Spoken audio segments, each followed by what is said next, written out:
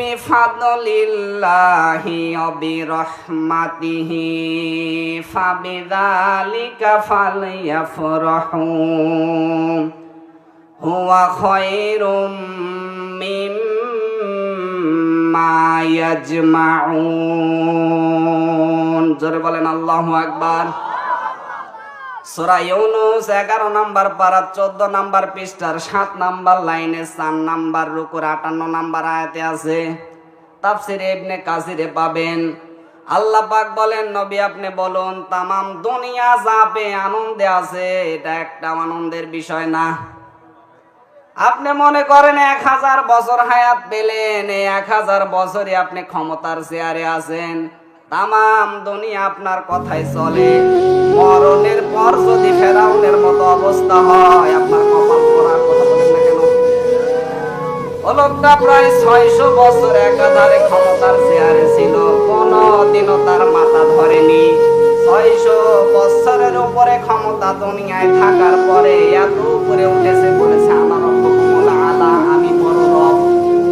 আল্লাহ তাকে এমন সুটকি দিয়ে রেখেছে, কিয়ামত পর্যন্ত মানুষের জন্য আল্লাহ বলেন এটা দৃষ্টান্ত হয়ে থাকবে। সুতরাং পৃথিবীতে বেশি দিন হায়াত পাওয়া, বেশি দিন ক্ষমতায় থাকা, বেশি টাকা পয়সার মালিক হওয়া, এটাই পৃথিবীর ময়দানে আসল সফলতা নয়।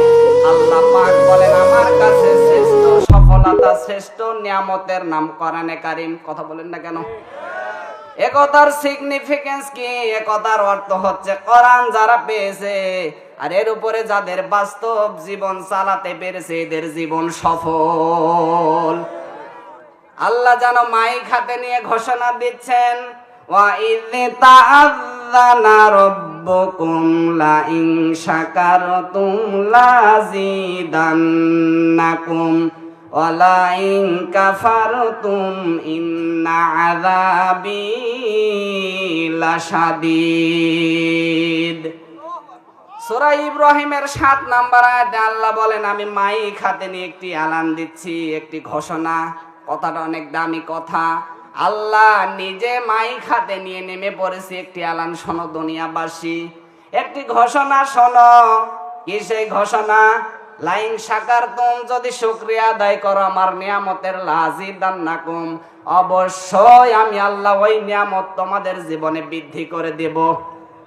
ঝিনাইদহবাসী কি নিয়ামত জানলেন এতক্ষণ থেকে? তামাম দুনিয়া যারা পেয়েছে তার তুলনায় আল্লাহর কাছে এই নিয়ামতটা শ্রেষ্ঠ। সুতরাং এইটার অনুষ্ঠান আজকে আমরা পেয়েছি, আমাদের জীবনে শ্রেষ্ঠ নিয়ামত মনে করছি। শুকরিয়া আদায়ের মাধ্যম 3টা, আর আসতে বলেন কয়টা? খুব ভালো করে মেলাবেন আপনি আল্লাহর এই নিয়ামতের শুকরিয়াগুলো আদায় করছেন কিনা।